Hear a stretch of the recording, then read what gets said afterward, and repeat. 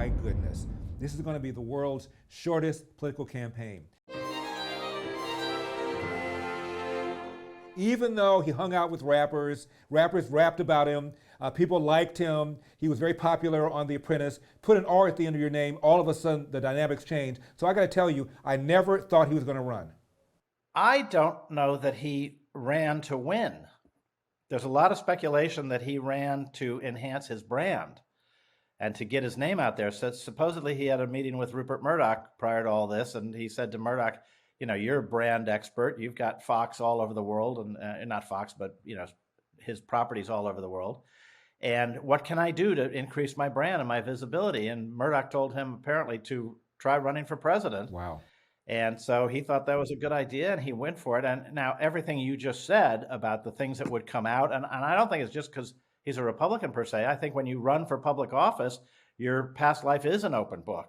He did face that risk, but he's also got a pretty big ego, and I think he thinks he can power through just about anything. And adversity doesn't seem to affect him very much.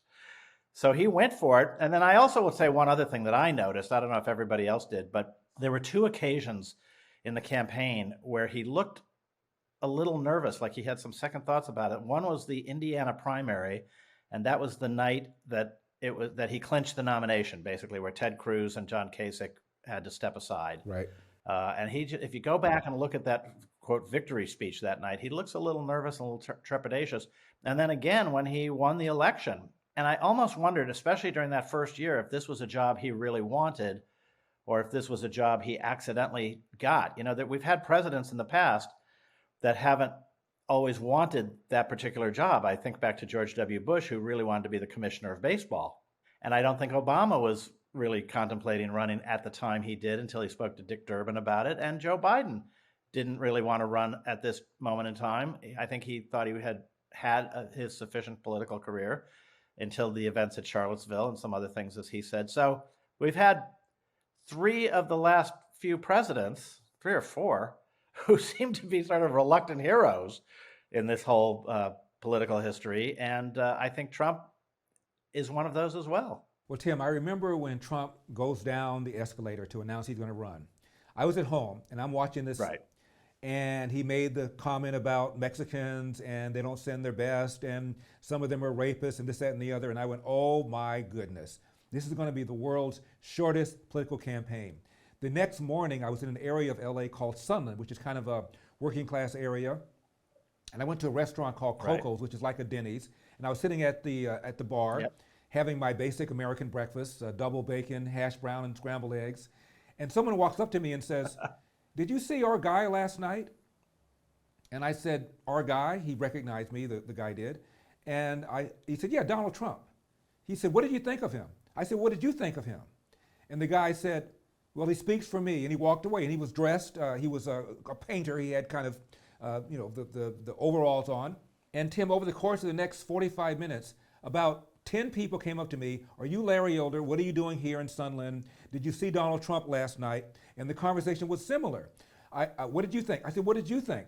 And they said, it's about time somebody spoke for us. It's about time somebody stood up for us. It's about time somebody stood up for us, working people. And I went on the air that afternoon, and I repeated the story, and I said, I've not seen any person connect with regular people like that on the Republican side since Ronald Reagan. This guy is going to get the nomination, and he's going to become the next president of the United States. And for the next 45 minutes, people called up and told me that I was nuts. Well, Larry, I think you suffered from what a lot of the political punditry class all suffered from, because they knew Donald Trump too well in the media, not just The Apprentice, but in all the New York days and the Page 3 and the Studio 54 era and all those kind of things that Trump gravitated to. And I think a lot of us thought that it was ridiculous for this guy who lives in a gold-plated tower and flaunts his wealth and set up his brand to be, the big rich mocker, would have any connection to the working class, blue collar guy. But he figured it out. He spoke for the forgotten person, as he said. I think he does a lot of research on this stuff. When he said, they're letting in Mexican rapists and but some are good people, he knew exactly what he was doing. He toys with fireworks. He's a bomb thrower. and because it gets him attention. The whole point is to get him attention. Now, I have to tell you, I thought, as disqualifying as that might have seemed, I thought that's just his entry into the race. He's just trying to stir it up and get the cameras over to him, and he did an excellent job of that. I thought the real killer would be the John McCain, he's not a war hero. And I think a lot of people thought that at the time, and he just breezed right through that, and he's breezed through everything else, whether it's Stormy Daniels or, not showing his taxes and all these other things. He's Teflon. He's the Teflon Don. Tim, about the John McCain thing, I campaigned with Donald Trump and for Donald Trump. In 2016, we were in Cleveland together at a black church. And he and I had maybe about a 15-minute one-on-one conversation. And I said, there's one thing I think you ought to apologize for. And he says, oh, I know what you're going to say. It's the John McCain thing. I said, couldn't care less. I said, you said George W. Bush lied us into the Iraq war.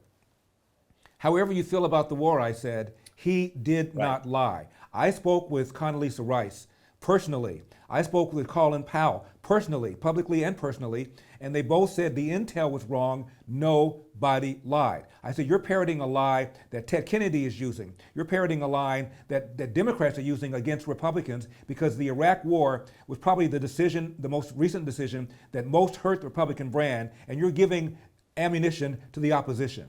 And he went, rah, rah, rah, rah, rah, rah, rah, rah.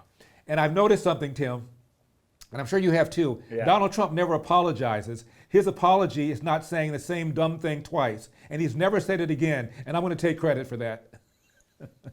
There you go, Larry. Good one. Yeah, no, these things just kind of disappear into the ether, and he never has to address it publicly. It just vanishes, like it never happened. That's funny. That reminds me of one of my early memories of you being on the radio, defending and complaining about the expression back in the days of the Iraq War that Bush lied and people died. Right. That's one of the things I remember you pounding on for quite a while on your old radio show. Well, I still feel very strongly about that. Now let's talk about how Donald Trump surgically picked off all of his 17 Republican rivals. And he came up with nicknames for them. And Tim, I don't know about you, but I kept waiting for the nickname that people would use against Donald Trump. To this day, there isn't one. It's shocking, but you're right. I think what was initially shocking about what he did is, and again, I think this is all driven by testing and research, he came up with these nicknames for people, whether it was Little Marco or Lion Ted, and these nicknames are so insightful and so incisive that the public responds right away, and he just sucker punches these guys right in the gut, and they don't know how to respond, and it proved very effective. And I think this is part of a bigger pattern with Donald Trump, and I think it overlays to his entire life, his business life, everything else. He's willing to go places that no other person would go. The rules of decorum and all those things, he thinks those are squishy rules. They're not laws. There's no law that says I can't call him Lion Ted, so I'm just going to do it. And I think he's made a lot of hay by breaking the rules and finding the loopholes in so many aspects of his public life. I remember when Governor Perry started wearing glasses. Recall when Governor Perry's candidacy went supernova because he was trying to think of the 3 cabinet positions that he would shut down and couldn't think of the 3rd one. And so people thought he was right. Dumb. And Donald Trump noticed he started wearing glasses, and Trump says, what everybody was thinking but nobody said out loud, you're just wearing glasses so people think you're smart. I mean, and everybody's thinking that. Oh, yeah. He picked on all of them, and it got very personal. I mean, he complained about Carly Fiorina's face, and he had a shot for everybody. And that's how he operates. He looks at who his formidable opponent is that week, and he figures out an angle that is easily understood, easily communicated, to just knock them off at the knees. And, they get hit before they know it. They don't even know how to respond or what to do. And it works. Reading your book and going over all the stuff Donald Trump did, and the man never slept. My goodness, we'll talk about that in just a second. Let's pause here for a second. Are you sick and tired of YouTube? I know I am. It censors factual information from you. The content it promotes doesn't help our culture, and it punishes those who dare speak the truth. Like this channel.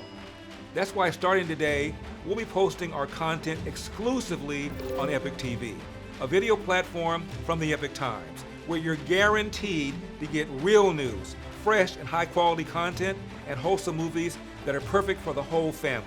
all of these for only $1 a month if you sign up today. So click the link below to get this limited offer, and I promise you it's going to be the best $1 you'll ever spend. Can't wait to see you on Epic TV. Just click the link below and watch it on Epic TV.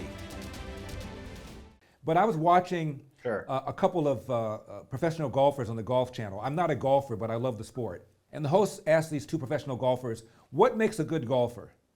And Tim, one of them went through this beautiful, elaborate, mechanical description of what makes a good golfer. Where you place your feet, where you place your shoulders. If you're right-handed, make sure your left-handed is totally locked. Does your eye stay on the ball? Went through this elaborate, detailed description of what makes a good golfer. The other one folded his hands, looked both ways and said, I look to see where the ball lands. I think that a lot of people make the mistake of looking at Donald Trump's swing, his tweets, the stuff he says. I consider it to be white noise. I like where the ball is landing on taxes, on spending, on regulations, on immigration, on the three Supreme Court justices that he picked, on the way he got us out of the Iran deal, on the way he got us out of the climate change deal. These are all the kinds of things I cared about. I don't care about the swing, and a lot of people made the mistake and still make the mistake of caring about the swing. His personality is so outsized that it's almost impossible to ignore. I mean, if we're being honest. I mean, even though you're not looking at it as a determination of which way you're going to vote and stuff, you still can't ignore all the noise that he does create and he kicks up. Yeah, I mean, I think he was very successful in terms of a lot of policy initiatives that he put forth for his base. I don't think he did much to expand his audience, but yeah, I mean, they got 3 justices out of the deal. Like you say, the tax plan, which I think was largely a heritage authored tax plan, I think had been sitting in Paul Ryan's desk for 4 years until a Republican became president and would sign it. But nonetheless, I think he delivered on a lot of those things, but he's not really a detail guy, right? He didn't grind over that tax plan. Somebody gave him a copy. He read it over, maybe made a couple notes on it and turned it back in and said, okay, let's go.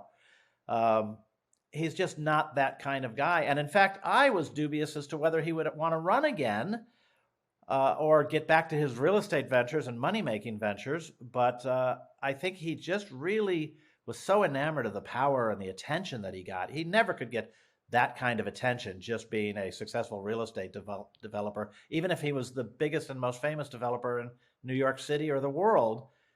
And I think the ego and the attention, the daily attention, is more important to him than even the money or the business success, frankly. You know, when he won in that upset victory, as you know, pundits up until the day of the election assumed that Hillary had this slam dunk.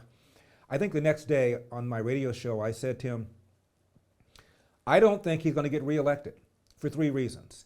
They hate him with an intensity I've never seen before. I thought Nixon was hated. I thought George W. Bush was hated because of the Iraq War. I've never seen this level of vitriol directed towards any human being who ran for president in my life.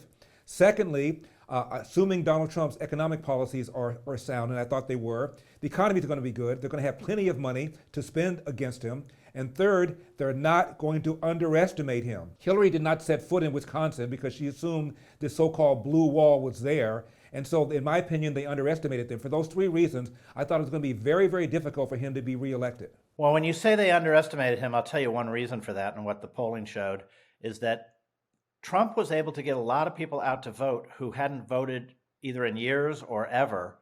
And I know because he had wanted to use one of my houses for The Apprentice. I think I mentioned to you earlier, when he came out to the West Coast, they were looking at one of the properties I had as a possible rental for that show.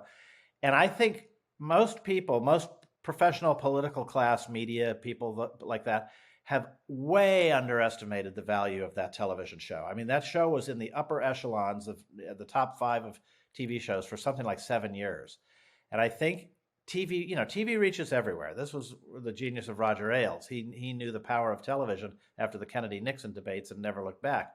And I think Trump made a connection with these people all throughout the country, and a lot of times in rural lands, away from the big cities. And he just looked so authoritative in those shows. He had the dark lighting, and he had the the cabinet-looking table, Right. the executive conference table, and he was very, firm, you're fired. And I think a lot of people who are not deeply involved in politics the way we are looked at that and thought, that's the guy who could get this country in shape. That's the guy who knows how to get things done. And I think that had a huge factor that most people in the professional political class completely ignored because frankly, they're not the people who watched it. 7 o'clock at night, Anderson Cooper is doing his show. He's not watching The Apprentice. And so, just to pick a name out of the air. And so I think that caught a lot of people off guard.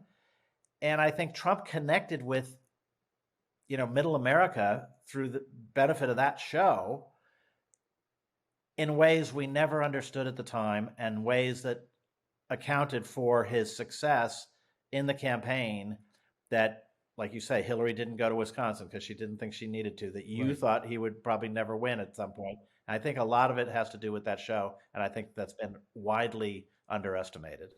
In going through your book, you go over every single day and you break it down year by year by year. Obviously, a lot of it has to do with his relationship with the press. He popularized that expression, fake news. Talk to us about his relationship with the press, with the media. Well, Donald Trump has a love-hate relationship with the media. He loves to put them down, and he loves to say something's fake news if it doesn't comport with his worldview or what he thinks he did or being accused of something or whatever. At the same time, he never found a camera or a microphone he didn't want to get in front of. He was born of the press. I mean, before so many things that we learned about Trump, you could see forming in his pre-presidential years, and in New York at the nightclubs, in the Page Six. This is a guy who pretended to be his own publicist, Right. by the name of John Barron, to call the gossip columnists and tell them about how well his client Donald Trump was doing with the ladies. So the press is very important to him. And in fact, I think he likes having the press around as a punching bag. If the press ignored him, Donald Trump would dry up and he would be beside himself, besotted that he can't get anyone's attention. Getting attention is Donald Trump's game. And then monetizing that attention is the other half of it. During the campaign, he was accused of sexism, accused of racism, accused of anti-Semitism, accused of all sorts of things. I interviewed a entertainment journalist who covered him for 10 years. Her name is Liz Croykin. And she said, it's my job to dig up dirt on people.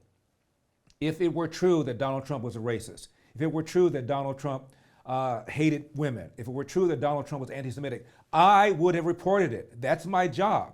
She said, none of this stuff came out when I was covering him for 10 years. It all came out afterwards. She said, it simply is not true. Does the guy have quirks? Yes. Is he eccentric? She said, yes. But is he all these nasty things people are saying about him? If it were true, I would have known it. Well, I don't think there's any doubt that he was a womanizer. Whether you consider that sexist or not is a different matter. But, he did have his way with the ladies. And like I say, he hired himself to be his own publicist to promote that fact. So he wasn't shy about that. As far as racism, there are examples of... Hope you enjoyed that short video. Now to watch the full video, just click on the link below and watch it on Epic TV. It only costs $1 a month to sign up, and you'll get unlimited access to all the great exclusive content on the platform. Now, as you know, this show is now exclusively on Epic TV. So by signing up for just $1 a month, you're supporting me and my team to keep it going. I promise you'll not be disappointed. Thank you, and God bless. I'll see you on Epic TV. Larry Elder here, and I've got some great news for you. If you're tired of the censorship in this country, then you're in luck. You can go over to epictv.com and watch honest programs that don't spin the facts. EpicTV.com is a brand new, no-censorship video platform where you can watch not only my show, but other deep documentaries, great program, wholesome movies that you can watch with your entire family. So head over to EpicTV.com. I'll see you there.